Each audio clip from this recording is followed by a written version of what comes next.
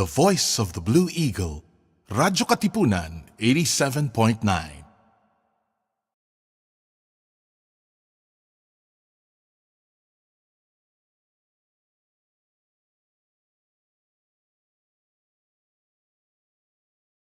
Radyo, radyo, radyo, radyo, radyo, radyo, radyo, Katipunan, radyo, Katipunan, radyo, Katipunan, radyo, radyo, radyo, Katipunan, radyo, Katipunan. The voice of the Blue Eagle, kami di mapipigil sa pagbabalitang tumpa at tama. Buhay atin sa labas ng eskwela, ating ibibida lahat ng eskwela. Radyo, radyo, Katipunan, radyo, radyo, radyo, Katipunan, radyo, Katipunan, radyo, Katipunan. Kawal ni Ignacio, Katipunero sugo, todo sa kayod, tulong at tulong. Lipad na Blue Eagle, galing hiding at tigil.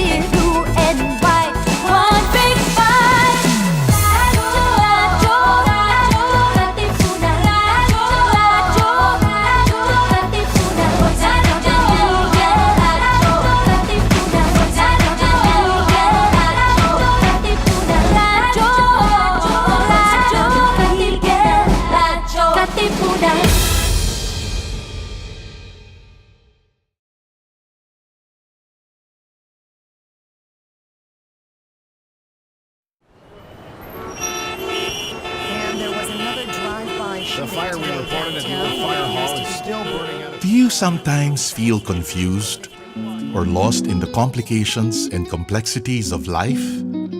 Do you feel drained, listless, or exhausted from the daily burdens and responsibilities? Why not seek our campus ministers on air every Tuesday from 2 to 3 in the afternoon?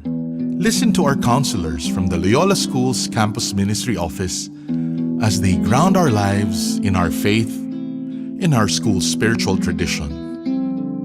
Campus Ministers on Air. Be guided, be inspired, be blessed. Listen to our Campus Ministers on Air.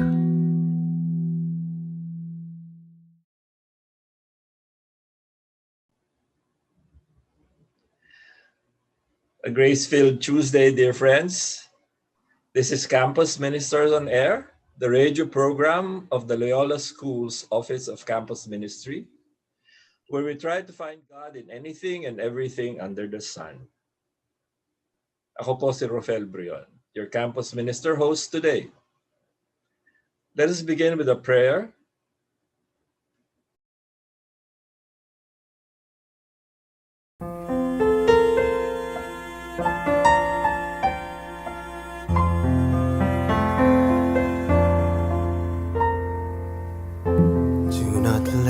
Your hearts be troubled, do not say afraid. It is really I whom you see, I offer you now my peace. I have waited for this moment to be with you again. In my heart you remain, in your heart I'll say, I am with you till the end of your days. I am in you, have faith that I hold you, even when you let go. And I love you, you must know, I am here, I am ever with you.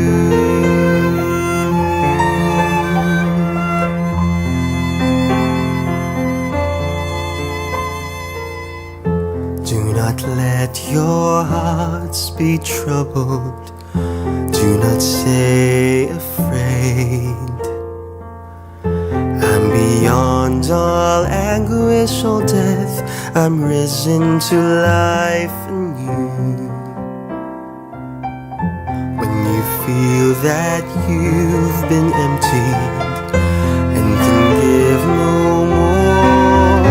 Know that I am your breath and I feel your soul. I am with you till the end of your days. I am in you. Have faith that I hold you even when you let go, and I love you. You must know I am here. I am ever with you. I am with you till the end of your days. I am in you. Have faith that I hold you even when you let go, and I love you. You must know I am here.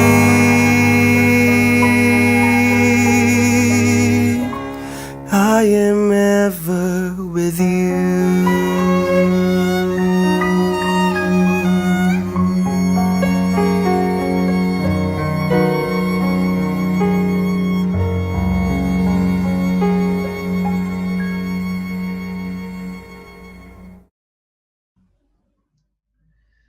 With us this afternoon is Riston Balolong, 2016 Ateneo Management Engineering graduate, cum laude, who, after working in Makati for a couple of years, moved back home to Kawayan Isabela. He will tell us about this journey, among some other significant matters. Magandang hapon, Riston. Magandang hapon, Sir Rofel, and sa mga tagapakinig ng Radyo Katipunan.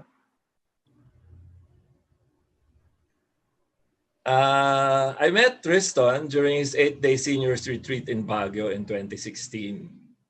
Ano ako noon, retreat companion ako noon. Pero hindi ako retreat companion ni Riston. And of course, we talked only after silence was broken. Riston, what made you do the 8-day seniors retreat?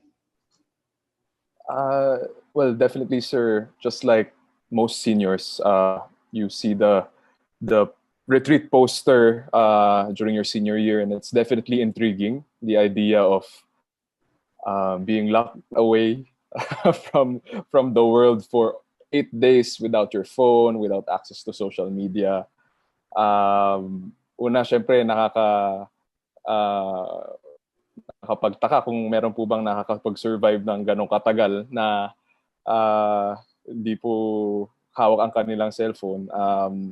Pero partly, I've always been a reflective person, and I think this was such a great gift and opportunity, having that silence and that distance from the world. And it was a great time because, like for most seniors, at that point in our life, most of us were at crossroads, deciding what we wanted to do, and these things must always take time when it comes to deciding. So at first, I signed up for the 8-day retreat. I was invited along with some of my friends, but at some point, I don't know. I think I chickened out, and I went to the campus ministry office actually to try to resign to the 5-day retreat because I was worried that 8 days of silence might have been too long. And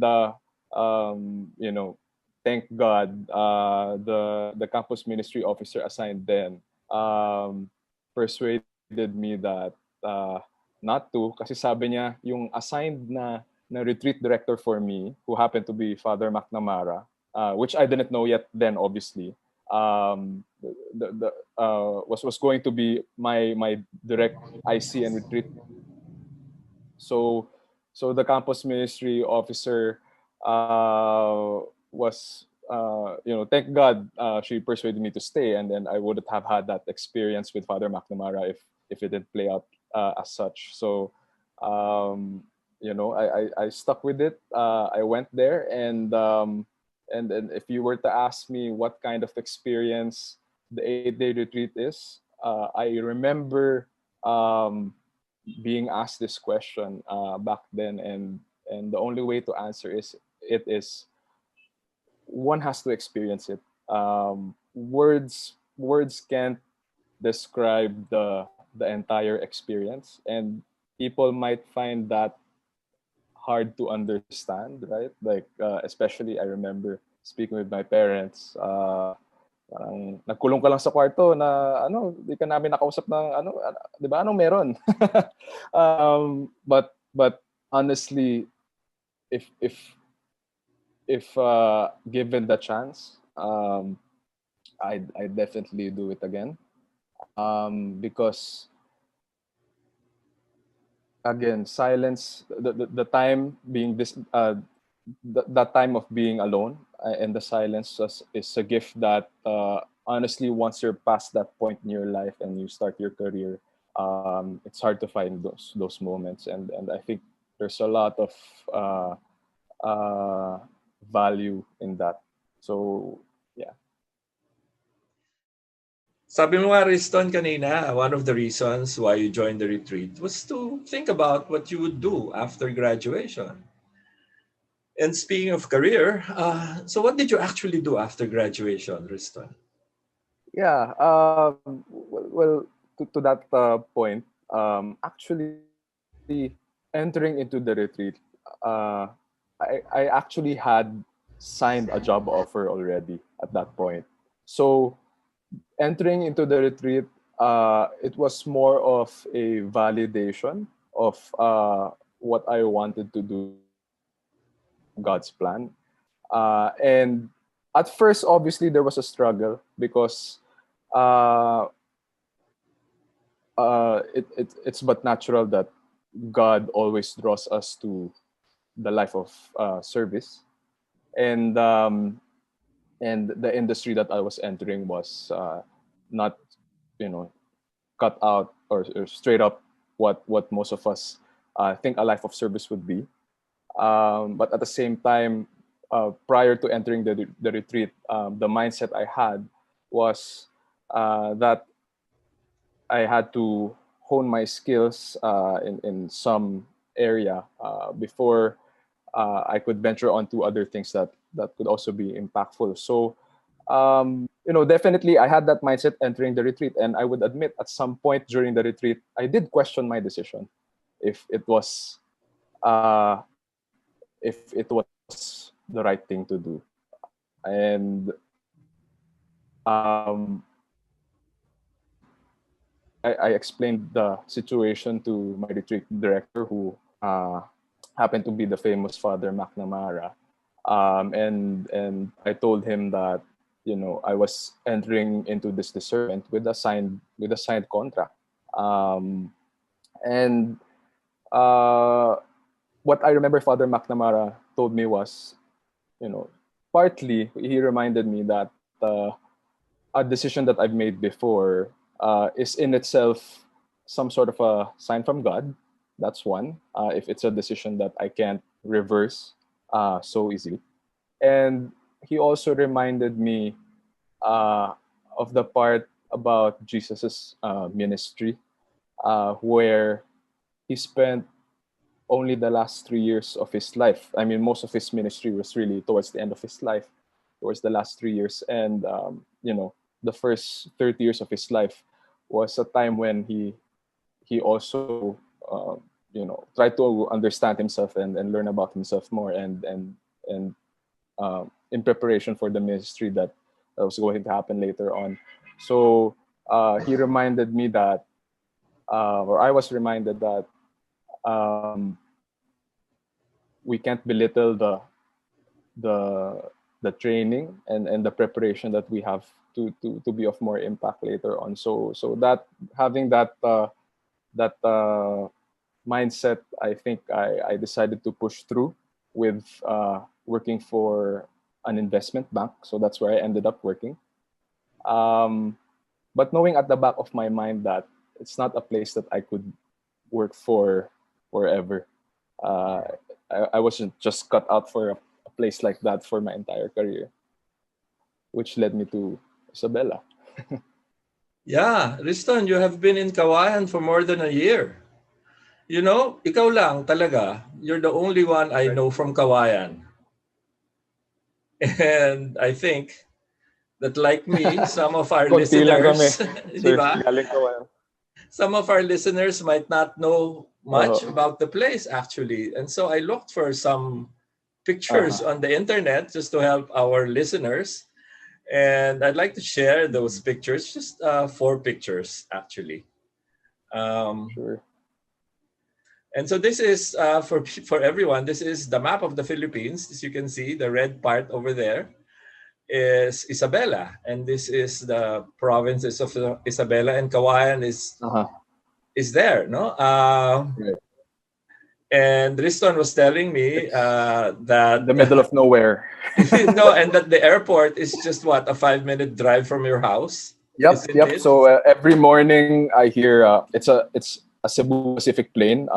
Surprisingly, the one with the big one, right? That Oh, lands wow. there, The but jet. only, but yeah, the jet, but only thrice a week, it definitely wakes you up once it lands. So it's some sort of an alarm clock for the community as well. So this is Yeah. their tiny airport. Yep. It's Now, like a small house. this is something that I found in the internet too. It says Kawayan Public Market, but Riston, you told me what happened to this. So like all things, it now turned into a Save More. So pag napunta po tayo dyan, papasyal tayo dyan, Save More at Primark po ang nakatayo dyan. They actually relocated the market somewhere towards the back. But that area, that shop you have, um, that faces the National Road. So that's the prime lot, right? Oh, that's why Save More is there. Yeah. That's why Save More is there. Yeah, so unsurprisingly, but yeah, a lot of our food in this town goes through that area. Vegetables from Baguio, right? Dyan ang bagsak nila, fruits from Manila. Yan. So marami pong nangyayari dyan. But thank God some things have not changed, because the next picture is a picture of the church Yes, in the Kawayan. church. It's actually quite a beautiful church. No? It is, and it's there. It hasn't changed a bit ever since. It stands right in front of our city hall, so very Spanish setup, right? And in fact, here in Isabela, it's not surprising to see yung typical setup of the Spanish city, where you have the seat of government right beside a church, because these lands used to be tobacco, large tobacco lands, held by Spaniards. So up until I have stories from my parents na up until when they were young, 1950s, 1960s, yung last remnants of that Spanish heritage is you could still meet Spanish people here up until then. Yeah, and you learned about the tobacco monopoly in your history classes, didn't you? Yeah. So it's it's very very much part of the history here. Yeah, okay, now Riston, please tell us, why did you decide to move home to Kawayan? Yeah, I mean, going back to my story a while ago, working for an investment bank, definitely, I wouldn't deny that the city life is a life that I enjoyed.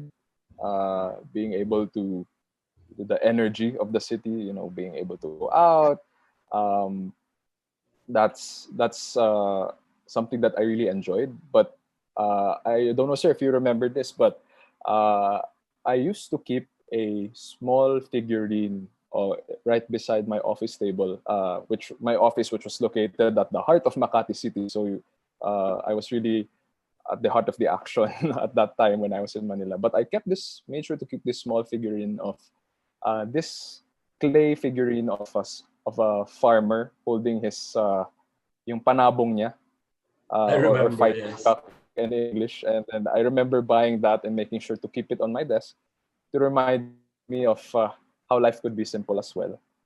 And definitely, Sabong is really close to, or I encounter it a lot in my life because my dad has it as his hobby. So he races fighting cocks, and it's just a reminder of how simple life could be. That's why I had that on my desk right beside financial statement, financial models.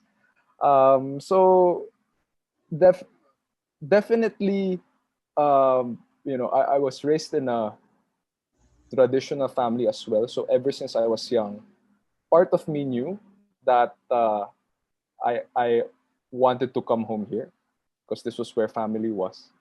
Although even if for some time I struggled whether or not it was the right decision, I guess um, sometime in 2019, the stars aligned. Yeah, my parents did ask me if I could come home and help with uh, the business here and what they're doing here. At the same time, I also had a girlfriend who decided to move to another country. So that made my decision of leaving Manila a bit easier. And partly it was also really, ever since the province, the agriculture and the simple life always had a large appeal to me. And it was something that I looked forward to. So when opportunity came, I guess I took it and I left that life in Manila behind. And I guess when I still remember my boss asking me, he really couldn't understand why I would make such a move. I was doing well with my career, and for him, you know, life life in a life in a province is so boring compared to the city life, and definitely it's a counterintuitive move what I did. But I remember what I told him, that if it were up if it were up to my kids, decision, maybe um, they could make such a decision 100% on their own, like with no they wouldn't have to consider any consequences. But that's not the world I live in. My going home is definitely part of me taking care of my relationship with my parents. That's a big part of it, definitely. Um, and at the same time, uh, there's also something to look forward to. So two of the most important things in my life, my parents, and also what's there not to pursue. Like, I remember, Riston, when you were thinking about contemplating going home, I asked you, Riston, would you like to talk about it? Do you remember what you told me when I asked you, Riston, would you like to talk about it?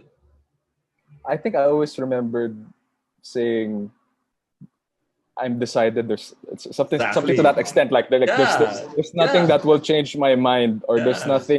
there's no conversation that, or something to the extent of I'd rather just not talk about it because I don't want to change my mind. Actually, your answer to me I'm was much afraid. shorter than that. You just said, no, Yeah. sir, I have made up my mind. Yes. So I said, Something like, okay, that's good. yeah. It's No, like I really admire your decision, Riston. Mhm. You were saying something? Yeah. No, yeah, I understand how it could be surprising, especially for my generation. But it's I find comfort in um, you know keeping my family whole, right? In taking care of relationships there. That's where I draw energy from, and at the same time, uh, coming home and with an opportunity to do so much, it's definitely a blessing to be able to have an opportunity like this. So some people might think it as a sacrifice, but to me it's also a privilege to some extent. So Riston, can you tell us what exactly have you been doing? What has been your job there? in your family's business? Sure. So people always think, agriculture is all about farming. Definitely, I spend a lot of my hours on the fields as well, understanding uh, how our partner farmers are doing, making sure that the crops are going well. But a big part of our job is also to make sure that grains are processed and dried and kept at the right quality, which is actually the not sexy, quote unquote, part of agriculture. People don't really talk about it, but you spend 60-70% of your time looking at machines, making sure that they're working well, and managing processes. So the agriculture, um, a lot of it is, it's it can be romantic to some extent, right? Like people enjoy that aspect of being in the fields and um, seeing your crops grow and working with farmers. That's definitely there. Um, but I also want people to remember that this industry um, can be very industrialized also sometimes, And you have where you pictures to deal with share with us, machines. Riston? I'm sorry. Yeah. So that's I have something to show you guys to give you guys Yes, an idea. please show it to us. Show them Yeah. to us. So these are farms.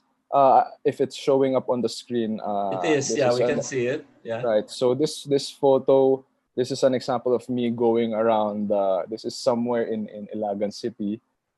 So if you guys do understand, uh, most of the food that is supplied in Manila and Manila tsaka sa Cavite, Laguna, di ba? And then even in the Visayas region, comes from Isabela and Cagayan and also Nueva Ecija. So once you come here, pag lapag pa lang ng eroplano, ito na ang makikita nyo. Puro so this photo right in front of you was taken sometime early or mid-August, right before the harvest season. So ito naani na siguro to ngayon. And ang nakikita nyo ho ay palay. So palay ho yan. Mapapansin nyo yung kulay dilaw or berde na yung mga stalk niya. Kung saan namumuntis na yung palay. So yan, umiikot po kami. Tinitignan namin kung kamusta ang ani. At, Excuse me, Riston. yes, sir. Yeah, just to clarify, your family really, you do not own these lands, diba? You buy the crops. No. Yes, we buy the crops and we process the your crops. business is actually So, processing the crops, right? Yes. So most of our primary operations is processing the crops. That's right. But as much as possible, we also try to get involved in the planting side because when we're after the quality of our grains, it starts here in the farm. So definitely, you're right. I think Isabela is one of the areas where agrarian reform was implemented. So you will find farmers actually owning their land here. And this is an example of one of our big farmers in his palayan. Apart from rice, and you could see corn towards the horizon. There's some corn there which we're also involved in right before harvest as well. And this is a sad photo kasi actually if I wasn't able to take a full shot, but these corn stalks are actually very short. We experienced a drought last July and August. If most of the corn crops are rain fed, so without rain, farmers have nothing to do but see that their yields have dropped, right? So may joke nga. So pag kumuha po tayo nung isang corn stalk dyan, binuksan ho natin yung mais. Makikita ho natin na bungi-bungi ho siya. Kaya kung may kumalat dito sa Isabela nun na meme, or parang photo na pinagtawanan nila, sabi nila, bakit buti pa daw ang mais may social distancing, sabi nila.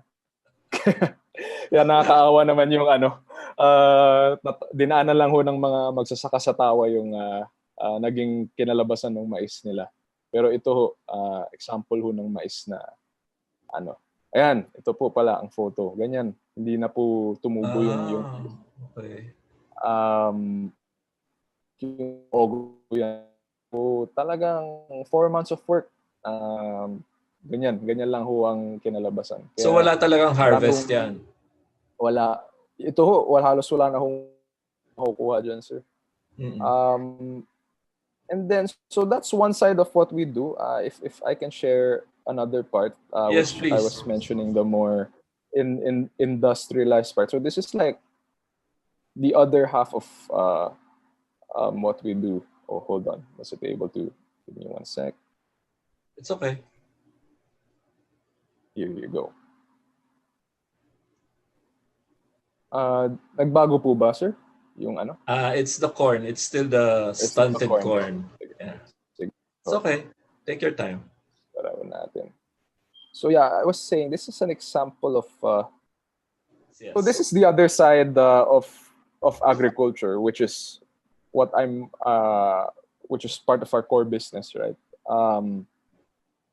And it's the industrialized part of agriculture. If there's so much opportunity in this industry. If planting is not for you, if the cycles of the harvest is not for you, it's too boring for you, then there's a lot of action if you work for something so technical like this.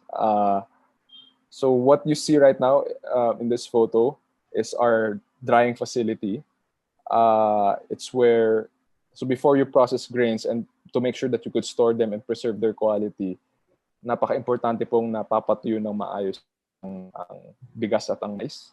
So dito ho natin ginagawa yun. So yung ho natin dito para environmental friendly, rice husk. So yung pinagbalatan ho ng palay, yan ho ang ginagamit na panggatong dito ho sa pugon na nagpapainit po dito sa mga panibagong, nagpapatuyo po sa mga bagong bigas at mais.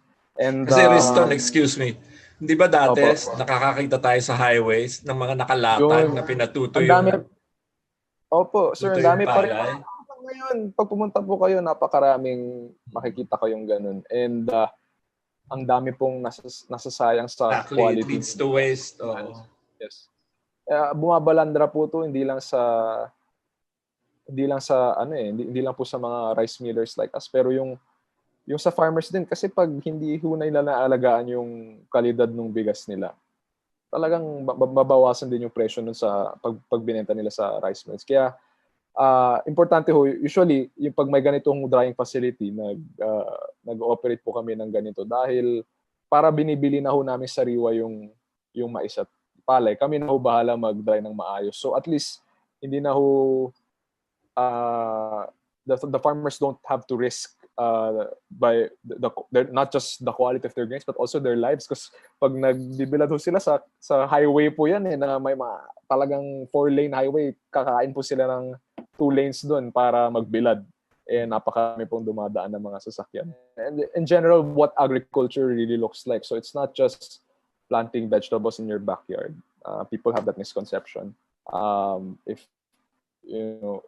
we really want to be part of this industry and really transform it, things have to be implemented at scale, right? And that's what we're after. And a lot of it is, it's not all of it is romantic. Some parts of it could be dirty. I remember Father Jet during his our pabaon reminding us that there are wolves wolves outside of Ateneo, right? And even in an industry like agriculture, you'd be surprised they're there lurking. So there's definitely a lot to be done in this industry. Yeah. Riston, di ba you deal directly with farmers, di ba? Rice farmers and corn farmers. Yep. How are they doing now, Riston? How are the farmers doing now? Yeah. Glad you asked that, sir. Honestly, farmers are. This is not their best times. Both for rice and corn. Uh, so almost 90% of what's planted here in Isabela and Cagayan is corn and rice. And our our lives here are dictated really by the planting season. So what once kung hindi ho okay ang presyo ng mais at bigas, nararamdaman ho talaga sa lahat ng aspeto ng buhay dito. Wala akong tao sa SM pag pangit ang presyo ng mais at bigas, at ramdaman niyo ho talaga na farmers could be hurting, and that's the case right now. For corn, uh, prices have been really depressed because of the African swine fever, which has been here for more than a year. Pero talagang naramdaman lang yung epekto ngayong November, itong anihan ngayon. Di natin, to some extent, di ho natin masisi yung gobyerno dahil yung resources po lahat nasa COVID. Kaya medyo kumalat din ho talaga yung sakit ng baboy. You would hear stories here of people owning pigs, right? Having to cull them right away once they know na they're ASF positive. 5,000 pigs, 10,000 heads, that much. Kaya and corn is the primary ingredient for the feeds of hogs, and that's why corn farmers are hurting. Notwithstanding or not even mentioning the fact na yun nga yung mga mais na inanin nila bungi-bungi din. So mababa din ho yung yield. Tsaka sabi mo noon, di ba, nung mga March, even the farmers were suffering kasi ang baba ng presyo ng palay. Yes, and that's one. So we talked about corn, but definitely the more talked about crop is rice, because it's something that every Filipino feels, right? And you kung anong, or Filipinos are very sensitive to the plight of rice farmers in this country. And definitely, I don't think people are ignorant of what's going on because of the implementation of the rice tariffication law. Again, we're not here to criticize the policy. That's not what this is about. But I understand that the government stance that it had to choose between the 20, 30, 40 million farmers versus the 100 million Filipinos who eat rice, and they chose to save money for the 100 million Filipinos who eat rice. That's understandable. But it's a zero-sum game. So you choose one side, you have to let go of safety nets for the other side, which is what happened in this case. And to be fair, there were designed safety nets to make sure that farmers should be okay. But being on the ground here in Isabela and witnessing, I think there needs to be a lot of improvement in terms of the implementation of all these safeguards and safety nets. So for example, sir, yung makarinig ko kami na storya ng magsasaka na dapat ho sagot ng gobyerno yung binhi na ipagtatanim nila. Meron nga hong binhing nakuha, kaso expired naman o luma naman, nung papatubuin na ni kalahati hindi nga ako tumubo. So napilitan ho siyang pumunta pa rin sa merkado at bumili ng sarili niyang binhi. So may mga ganun hong storya na kailangan lang ho talaga, may paraan, pero kailangan lang ho mas tutukan. At the end, naalala ko yung isa ko kaming farmer na tinanong ko ho, na bumisita ako ng mga ani na, tapos alam nilang dapa na naman yung presyo ng palay. Tinanong ko, buti Manong, buti gusto nyo pa rin magtanim. Kasi kahit pagkwentahin ho natin, sir, I mean, 4 months of work and for one, if you till 1 hectare of land, how much do you get? 50,000 pesos for 4 months. Hindi pa natin binabawas yung abono, yung binhi, yung labor, yung pagpapariper. At tinanong ko, bakit ho, buti ho nagtatanim pa rin kayo? And sagot, napakarami ng farmers yung sagot ho nila eh. Ang farmer, kahit anong mangyari, umulan man, umaraw, maski anong mang presyo, wala nang gagawin yan kundi magtanim. And yun, I think that's what's unfortunate about the situation. Na farmers can't go on strike and just stop planting, right? And they just have to take in the realities day after day. And so I think it's an industry that has a lot of opportunity and really needs help from not just from any experts but also from young people. Because the median age of farmers now is 60 years old. So lahat ho ng mga magsasakang kilala namin, mga anak ho nila, bihira ho kayo makahanap ng mga anak ho nilang nasa bukid din. Dahil lagi ho ang storya naghihirap po sa bukid yung magulang para ho magkaroon ng mas mabuting kinabukasan yung anak sa labas ng bukid. Bakit ho hindi pwedeng magandang kinabukasan ang pagsasaka? So yun ho ang ano. And isa hong ma-share ko na rin ho, medyo maganda din ho yung timing nung interview natin dahil kakalagpas lang ho ng mga ilang mga bagyo. Awa ng Diyos, hindi ho tayo natamaan ng diretsyo. Hindi naman tayo sa pool ng bagyo. Kaso ho yung tuloy-tuloy na ulan, napakasyalan ho ng palay. Napakarami na hong palay na dumapa. And yung ganyan po, yun yung masakit sir, yung aanihin mo na lang, ilang araw na lang, tapos pagising mo ng umaga, wala. Parang naglaho lahat ng ginawa mo nung 4 na buwan. Napakatotoo nung experience na yun dito sa Isabela. Pero sanay na kasi mga tao sa ganun. And I think, to some extent, sure, resiliency, but at the same time, ang daming dapat magawa na para maiwasan din yun. So Riston, di ba, ang nangyayari ngayon is yung sinabi mong life of service. Okay. You're actually doing it now, no? You are doing service to your family kasi kailangan ka ng pamilya. But especially the farmers, no? Alam mo kung because you know how it is, how their lives are. You face them practically every day, no? And you find ways to help them, di ba? So Riston, what do you do to help yourself through all this? What has been sustaining you? Definitely. I mean, like, nice about the life, the job or the industry I work in is it's so life-giving, right? Unlike Manila, where you're looking at numbers and spreadsheets, which was my life before, rushing in and out of traffic. Right here,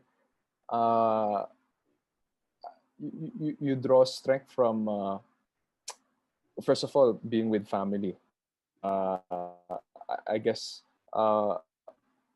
I've shared with you that this is the first time that I've lived with my parents for this long in my entire life, because I grew up in Manila. I've been away from my parents since I was 4. So beyond the work and what I do, I think a blessing of being here is really catching up from lost time with my parents. And maganda nga yung sabi niyo sa akin, sir, 16 na ho yung tatay ko, and my mom's more than 50. If this is not the time that I catch up with them, then kailan pa ho. So yun yung unang napakagandang blessing and nourishment na experience ko ho dito. And then apart from that, definitely as I said, it's very life-giving. So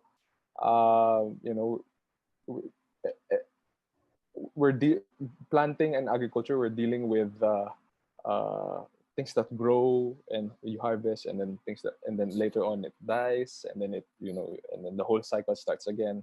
So I think there's security in the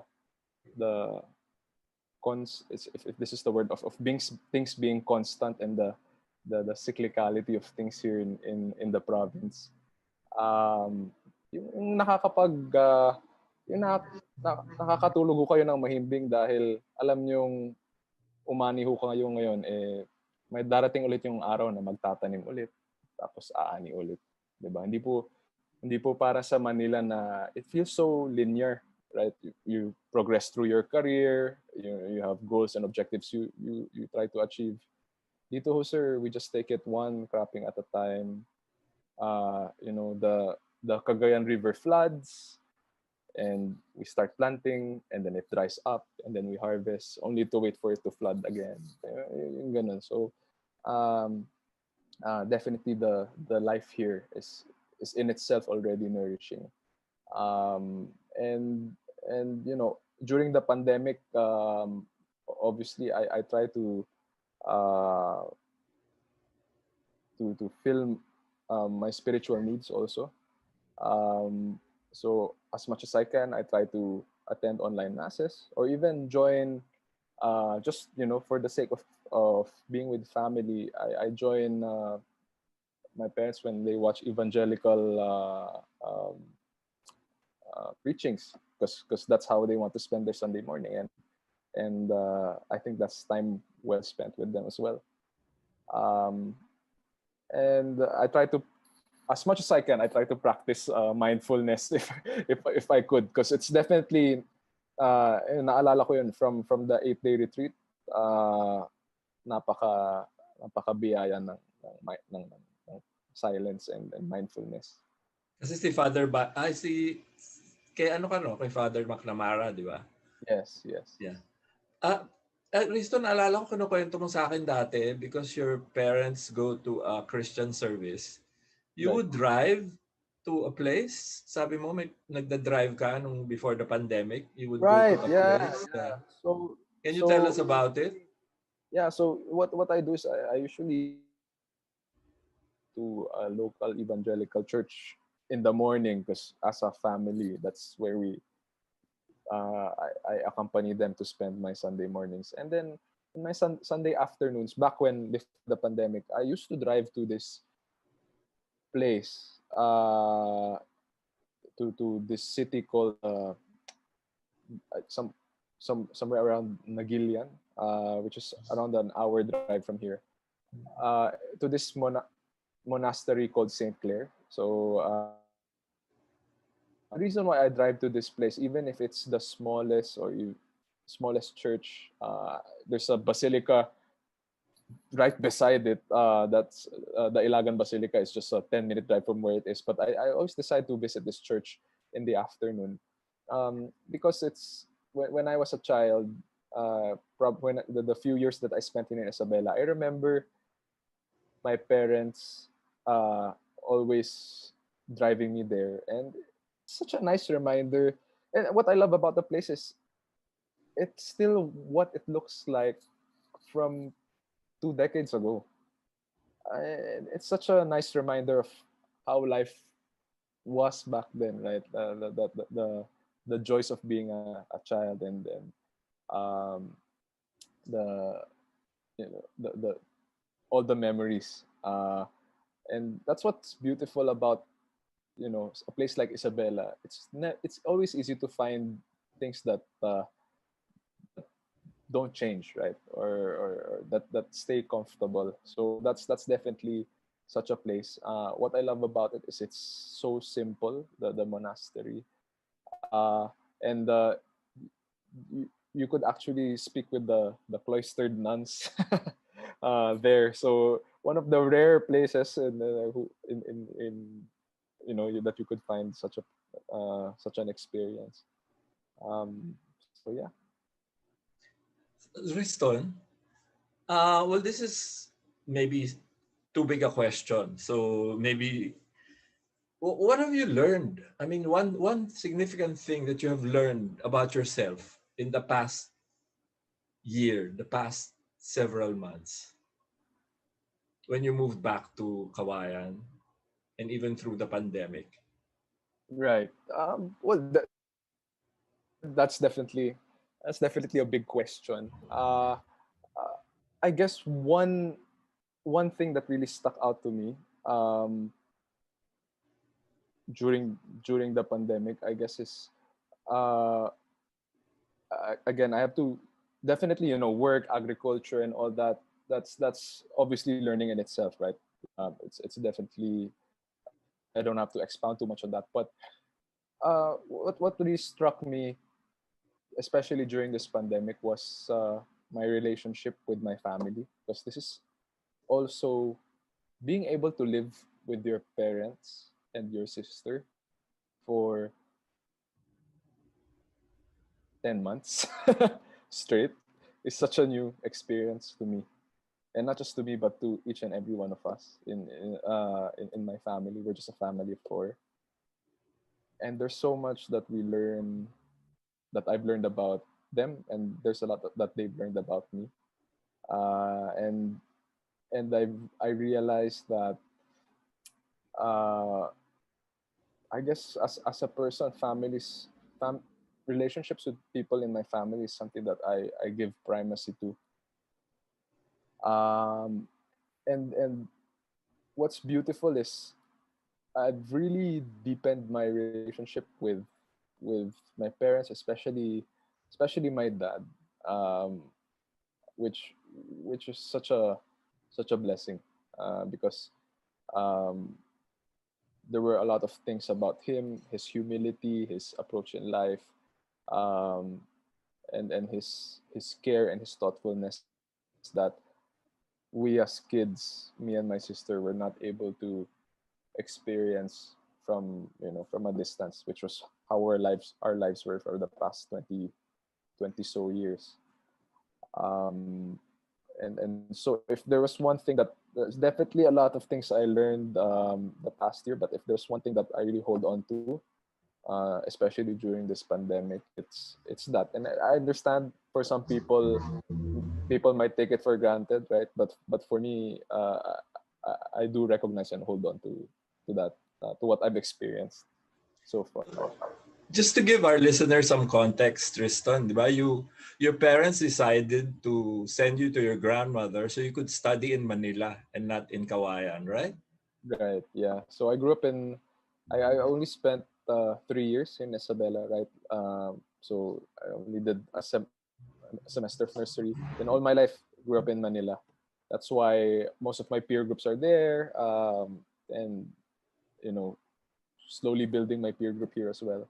Um, and I understand, tough decision for my parents to leave their 4-year-old son in Manila. I remember, ikunento naman ng mom ko sa akin na naiiyak siya noon. Siyempre, hindi niya kasama yung mga anak niya.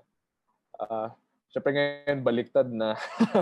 Kami na yung, dati lagi namin sila hinahanap. Ngayon ano na, pag nandyan na sila lagi, tinatanong namin, yung tumanda na kami, pag lagi silang lumuluwas, kami na nagtatanong, di pa ba kayo uwi ng Isabela? Pero nung bata ko kami, syempre, naintindihan ko naman sa magulang ko, mahirap makita na nagwawala yung anak nila kasi alam nilang may iwan na naman sila. So that was how my childhood was. And my lola was definitely instrumental on how I was raised. So we just visited yung putod ho niya nung 2 weeks ago, and always I really owe a lot to her for raising me. And by the way, my lola was someone who could not read and could not write. So, you know, being able to impart so much to me, despite being able to write or not being able to read, it's something I really admire. So your parents' decision to send you away from Kawayan was a decision born out of love, no? Yeah. And one of the blessings that came from it was you grew up with your loving Lola. who you really learned a Definitely. lot from, di ba? Yes, yes. So Riston, if I were to ask you, Riston, speaking of blessings, what would be your prayer now for yourself, for the future, for your work, for the farmers? No, I mean, what would be your prayer? Well, first thing would definitely be a vaccine. But Of course. yeah, I'm just but yeah, kidding aside, I mean, there's that's it's a very I know loaded question, sir. Yes. Obviously, there's a lot. If you ask me what I pray for, it's definitely something that um the way I understand it is what I to some extent it's what I aspire for as well for the benefit of other people. And um I guess what what to really fundamentally what we're asking for is, or what we're praying for is, um a life that's just and dignified for farmers. And I don't want to complicate it too much, right? Yes. Understand. But but I think the people who plant our food for us and harvest and continue to work rain or shine, really deserve a lot better uh, than what they're experiencing now. And definitely at the context of the pandemic, part of the prayer is for people to continue having the strength to live through this, right, this crisis. Not just people at the front lines. I mean, we all have friends engaged in different aspects of fighting this pandemic, right? So on our end, it's making sure that food is always available for people at this time, avoiding any food shortages or crisis, um, by working 24/7 on that. And then we have friends who are involved in policy. We have friends who are involved in the front lines as health workers, and we really just pray for for strength, because I do understand that people are um, uh, some people are drained, and by the grace of the Spirit, I hope that we find the strength to keep carrying on. So Riston, well, your life, which has not been very long actually. How old are you, Riston? You're 25? Yep, 25. Yeah. Yeah, you're only a quarter of a century, but it has been a life full of service. You began No, you I would began say. talking about service when you talked about the 8-day retreat, and even your prayer is a prayer of service. And you have Mhm. been this interview, I think, has been service too. I'm sure our listeners have learned a lot from you and have felt the blessings that you have felt. No? So thank you very Yeah. much, Riston. Thank, thank you so much. I guess part of the reason why I really wanted to do this as well is to really share the story of uh, what life could be in a place like Isabela. Um, I understand that a lot of the people, or a lot of people who would be listening to this, would be from Manila, and then that's where my peer group was from, or is from as well. And I just want to share a bit of what my life is here, and maybe there's something that would spike the interest of people and exploring opportunities here, right? Because there's always something or a lot of things that are exciting in a place like Isabela. So is there anything else, Riston, you'd like to tell young people like yourself, young professionals?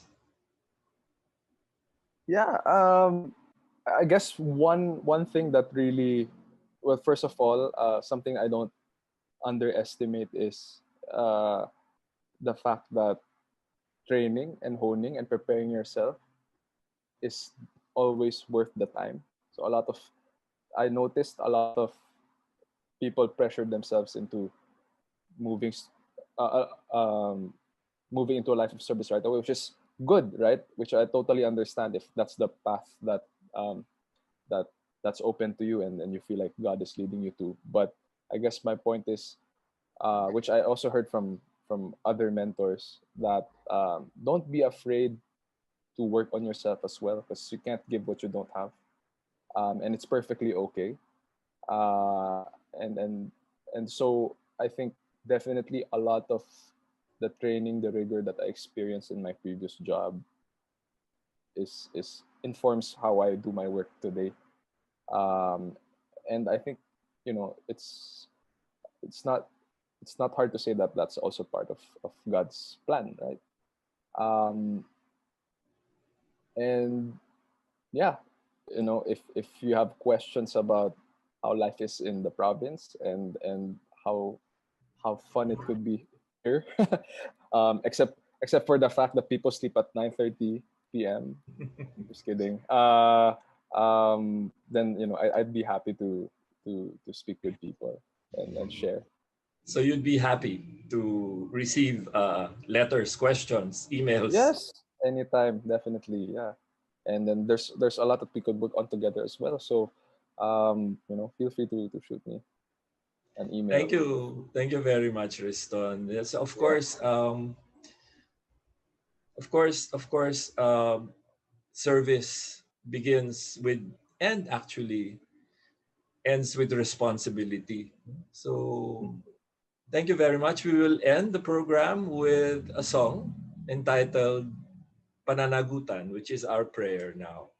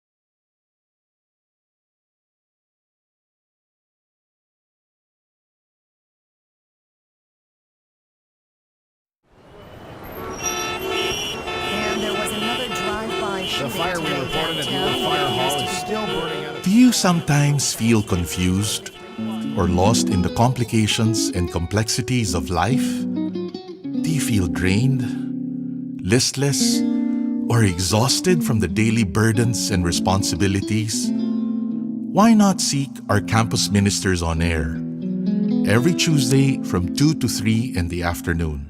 Listen to our counselors from the Loyola School's Campus Ministry Office as they ground our lives in our faith, in our school's spiritual tradition. Campus Ministers on Air.